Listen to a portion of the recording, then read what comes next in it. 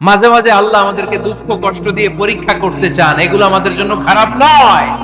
এই দুঃখ কষ্ট বিপদ আমাদের কোমরকে সোজা করে, আমাদের পায়ের মাটিকে শক্ত করে। চিল্লায় বলেন ঠিক কিনা? প্রতিকূল পরিবেশে কিভাবে বাঁচতে হয় এই দুঃখ কষ্ট আমাদেরকে শেখায়। এজন্য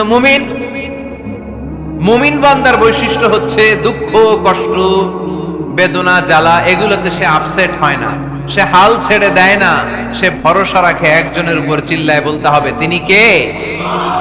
কারণ মুমিন জানে রাত্রি যত গভীর হয় অন্ধকার তমানিসা ভেদ করে সুবহে সাদিক হয়। মুমিন জানে গর্ভবতী নারীর পেটের ব্যথা যেই দিন বাড়তে থাকে ওই দিনই নতুন মেহমান আগমনের সময় ঘনাতে থাকে। মুমিন জানে তার জীবনে দুঃখ কষ্ট বিপদ যত বাড়তে থাকে সুখের দিন কাছে আসতে থাকে। এজন্য মুমিনের হারাবার কিছু নেই। ফা ইন্না মাআল উসরি ইউসরা, ইন্না মাআল উসরি ইউসরা। নবী হে, কষ্টের পরেই আছে আনন্দ, দুঃখের পরেই আছে সুখ। আপনি সমস্যায় পড়েছেন, ওই সমস্যার সমাধানও আছে না নাই? এই পৃথিবীতে এমন কোন সমস্যা আছে যেটা সমাধান নাই? কথা বলেন। সমস্যা তৈরি করেছে কে? আবার সমাধানও দিয়েছে কে? Allah doesn't create a lock without its key. Allah কখনো চাবি না বানাইয়া ওটার তালা বানায় নাই। কথা কন। তালাও যেহেতু আছে ওই তালার চাবিও বানিয়েছে কে? মা আনজালাল্লাহু দাআন ইল্লা আনজালাল্লাহু লাহু শিফা। আল্লাহ দুনিয়ায় এমন কোন রোগ পাঠায় নাই যে এই রোগের ঔষধ বানায় নাই, এমন কোন রোগ নাজিল করে নাই যেই রোগের কোন চিকিৎসা বানায় নাই, হয়তো সেটা আবিষ্কার হয় নাই। অনেকে ক্যান্সারের কথা বলতে পারেন যে হুজুর ক্যান্সার এমন রোগ, এই ক্যান্সার তার নাই কোনো অ্যানসার, কিন্তু বিজ্ঞানীরা বলতেছে এটারও অ্যানসার আবিষ্কৃত হচ্ছে। সুবহানাল্লাহ কইবেন না? কিছু কিছু ক্ষেত্রে হয়েও গিয়েছে। এজন্য দুঃখের পরেই আছে সুখ, কষ্টের পরেই আছে আনন্দ। এই দুনিয়াটাই এরকম, কষ্টের পরই আনন্দ। দেখবেন তারাবির নামাজ 20 রাকাত পড়তে কষ্ট লাগে না? কোমরে ব্যথা, হাঁটুতে ব্যথা, কিন্তু 20টা রাকাত যখন শেষ করে মসজিদ থেকে বের হই একটা আনন্দ আছে না নাই? কষ্ট করে পরীক্ষার জন্য প্রিপারেশন নিলেন আপনি কয়েক মাস, তো ফলাফল যখন ভালো হয় তখন একটা আনন্দ আছে না নাই? সারাদিন রোজা রাখলেন রমজানে, কি কষ্ট, তৃষ্ণায় গলা ফেটে যায়, কিন্তু ইফতারির সময় যখন রুহ আফজা শরবতটা খাই কেমন লাগে? একটা আনন্দ আছে না নাই? এজন্য আল্লাহ বললেন فإن مع العسر يسرا إن مع العسر يسرا। ও নবী, কষ্টের দিন মক্কায় অল্প কিছু দিন, মদিনাতে আনন্দের দিন অপেক্ষা করছে। আমাদের জীবনে যদি দুঃখ কষ্ট আসে আমরা ধৈর্য ধরব, তাওয়াক্কুল করব একজনের উপর, তিনি কে? কারণ আমরা বিশ্বাস করি কষ্টের দিন এটা চিরকালের জন্য নয়, সামনে আনন্দের দিন আমাদের জন্য সেট করে রেখেছে কে? বিপদে পড়লেই ডাকবো কারে? আমাদের অসুস্থতাকে সুস্থতায় পরিণত করে দিতে পারে কে? চাকরির জন্য পাগল পারা, চাকরি নাই, চাকরির ব্যবস্থা করে দিতে পারে কে? বিদেশে যেতে মনে চায়, পাসপোর্ট দিয়ে রেখেছি, ভিসা নাই, ভিসা লাগায় দিতে পারে কে? কিন্তু আমরা দুঃখ কষ্ট বেদনা কিছু একটা হইলেই সবার আগে আল্লাহরে শেয়ার করার আগে ফেসবুকে শেয়ার মেরে দিই। আছে না নাই? আপনাদের ফেসবুকে অ্যাকাউন্ট আছে নাকি? কার কার আছে দেখি?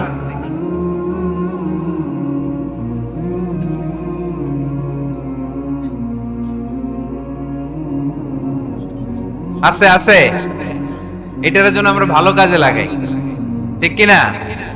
আপনি চাইলেই এমন ভাবে ফেসবুক ফ্রেন্ড লিস্ট করতে পারেন যারা ভালো ভালো জিনিস শেয়ার করে, যারা মোটিভেশনাল জিনিস শেয়ার করে, ইসলামের পক্ষে কথা বলে।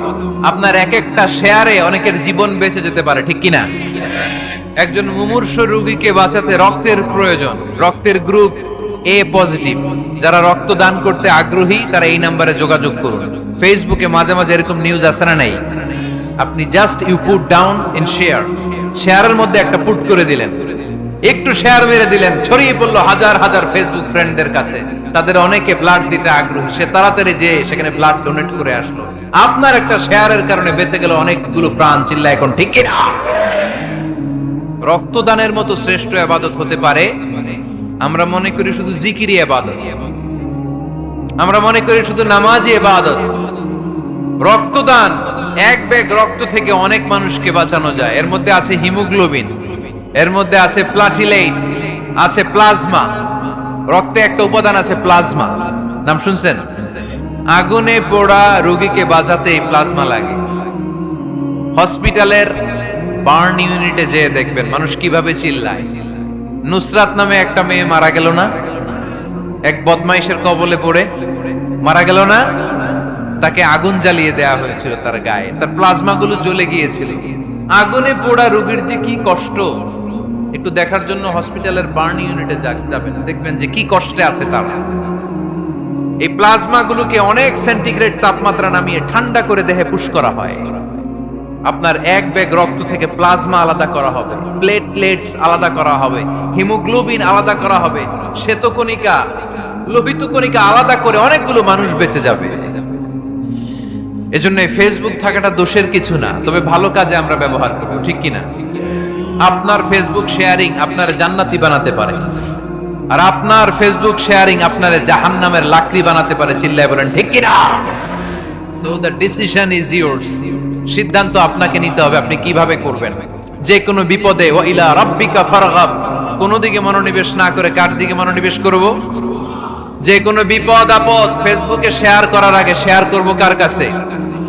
আমাদের যার যা লাগে আল্লাহ সবও যদি দিয়ে দেয়, আল্লাহর ধনভাণ্ডারের 1 ইঞ্চিও কমবে? হাদিসে কুদসিতে আল্লাহ বললেন, লাউ আন্না আউওয়ালাকুম ওয়া আখিরাকুম ওয়া ইনসাকুম ওয়া জিন্নাকুম, পৃথিবীর সব জিন, পৃথিবীর সব মানুষ বিশাল মরুভূমিতে দাঁড়িয়ে যদি আমার কাছে চাইতে শুরু করে, আল্লাহ এটা দাও, ওটা দাও, ওটা দাও, আমি আল্লাহ তোমাদের সব চাহিদাও যদি মিটিয়ে দেই, আমি আল্লাহর ধনভাণ্ডারের 1 ইঞ্চিও কমবে না। এজন্য চাইবো কার কাছে? বিপদে আপদে ভরসা করব কার কাছে? আর অবসরগুলোকে কাজে লাগানোর দরকার আছে না নাই? স্বাবলম্বী হওয়ার চেষ্টা করার দরকার আছে না নাই?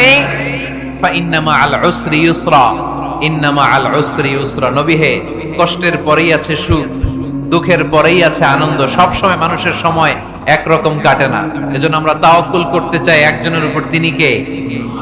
বিশ্বনবী বলেন, লিকুল্লি নাবিয়্যিন দাওয়া মুস্তাজাবা। এই দুনিয়াতে সব নবীদের একটা করে মুস্তাজাবুদ দাওয়া আছে। আল্লাহ বলেছে, ও নবী, একটা করে স্পেশাল দোয়া করার সুযোগ পাবা, দোয়াটা করা মাত্রই কবুল করে নেব। বিশ্বনবী বললেন, এই পৃথিবীর বুকে যত নবী রাসূল দুনিয়ায় এসেছে, সব নবীরা তাদের স্পেশাল দোয়া দুনিয়ায় করে ফেলেছে, ইল্লা আনা, কিন্তু আমি করি নাই। বিশ্বনবী বললেন, ওয়া ইন্নী আখতাবিউ দাওয়াতি শাফাআতান লি উম্মতি ইয়াউমাল কিয়ামাহ। আমি আমার স্পেশাল দোয়াটা করি নাই, আমার স্পেশাল দোয়াটা আমি আমার গুনাহগার উম্মতকে বাঁচানোর জন্য কিয়ামত পর্যন্ত রেখে দিয়েছি। আমরা যেদিন বিপদে পড়ে যাব, যেদিন আমার আব্বা আমারে চিনবে না, আমি আমার আব্বারে চিনব না, নেতা তার কর্মীরে চিনবে না, কর্মী নেতারে চিনবে না, ঠিক কি না? পীর সাহেব মুরিদরে চিনবে না, মুরিদ পীর সাহেবরে চিনবে না, স্বামী তার স্ত্রীরে চিনবে না, স্ত্রী তার স্বামীরে চিনবে না। নবী থেকে শুরু করে, ওলি থেকে শুরু করে, শহীদ থেকে শুরু করে সবার মুখে একটাই জিকির, ইয়া নাফসি ইয়া নাফসি ইয়া নাফসি। আকাশের সূর্যটা যেদিন মাথার কাছে চলে আসবে, জমিনটা তামার জমিন হয়ে যাবে, সূর্যের তাপে মাথার মগজগুলো ভাতের মাড়ের মতো গলে গলে নাকের ছিদ্র কানের ছিদ্র দিয়ে টপ টপ করে বেয়ে বেয়ে নিচে পড়বে। ওই কঠিন দিনে কেউ কাউরে চিনবে না। বিষ্ণু বললেন, ওই দোয়াটা আমি দুনিয়ায় করি নাই, আমি বদরের যুদ্ধে মার খেয়েছি, উহুদের যুদ্ধে দাঁত ভেঙেছি, আমি না খেয়ে পেটে পাথর বেঁধেছি। আমি যদি ওই দিন দোয়া করতাম, আল্লাহ দোয়া কবুল করে নিত, জান্নাতি খাবার দিয়ে দিত, আমার মায়ের খাওয়া লাগতো না, তায়েফে আমার রক্ত ঝরতো না, দোয়া করলেই কবুল। কিন্তু ওই দোয়াটা আমি দুনিয়ায় করি নাই, ওই দোয়াটা আমার জন্য, আপনার জন্য, আমাদের জন্য বিশ্বনবী জমা রেখে দিয়েছে। এজন্য বিশ্বনবীর চিন্তা আর আমাদের চিন্তা এক চিন্তা না, বিশ্বনবীর পুরা উম্মতের চিন্তা। কিয়ামত পর্যন্ত যত মানুষ আসবে সবাই আমার উম্মত, না জানি তাদের নসিবে কি হয়ে যায়। এই চিন্তার বোঝা বিশ্বনবীকে কাবু করে ফেলেছিল। আল্লাহ বললেন, নবী, নো টেনশন, কোনো টেনশন নাই, আপনার এই চিন্তার বোঝাকে আপনার পিঠ থেকে আমি আল্লাহ নিজ দায়িত্বে সরিয়ে নিলাম। এজন্য আল্লাহ বললেন, আলাম নাশরাহ লাকা সাদরাকা ওয়া ওয়াদা'না আনকা বিসরাক আল্লাযী আনকাযা যাহরাক। যেই চিন্তার বোঝা আপনাকে কষ্ট দেয়, যেই চিন্তার বোঝা আপনারে পেরেশান করে তোলে, আপনার পিঠ থেকে ওই চিন্তার বোঝা নবী আমি সরিয়ে নিলাম। কি দিয়ে সরিয়ে নিল? কোরআনের আলো দিয়ে। আওয়াজ করে বলতে হবে, কি দিয়ে? বিশ্বনবী মক্কায় দেখতেন মূর্তির পূজা হয়, আল্লাহর ঘরের ভিতরে 360টা মূর্তির পূজা। বিশ্বনবী দেখতে পেলেন দুর্বলের উপরে সবলের অত্যাচার। বিশ্বনবী দেখতে পেলেন নারীদেরকে অত্যাচার করা হয়। কন্যা সন্তান হলে বাবা তার মেয়েটাকে নিয়ে জঙ্গলের ভেতরে ঢুকে কিংবা মরুভূমির ভেতরে যে জীবিত দাফন করে দেয়। ওয়াইদাল মাউউদাতু সুইলাত ওয়াদুল বানাত। বিশ্বনবী এগুলো দেখতেন চারপাশে। দেখে এই পথহারা জাতিকে কিভাবে উদ্ধার করবেন, কি দিয়ে উদ্ধার করা যায়, এই টেনশনে বিশ্বনবীর পিঠ বাঁকা হয়ে গিয়েছিল। উপমা বাঁকা হয়ে গিয়েছিল। বিশ্বনবী সব সময় পেরেশান থাকতেন। আল্লাহ বললেন, নবী টেনশনের দরকার নাই, হেরা গুহায় এমন একটা নূরের আলো দিয়ে আমি আপনারে আলোকিত করব, যার মাধ্যমে সব পেরেশানি দূর হয়ে যাবে। আলম নাশরাহ লাকা সাদরাকা ওয়া ওয়াদা'না আনকা বিজরাক আল্লাযী আনকাযা যাহরাক। আপনাকে পেরেশান বানিয়ে দেয় এরকম সব চিন্তার বোঝা আমি আল্লাহ সরিয়ে নিলাম।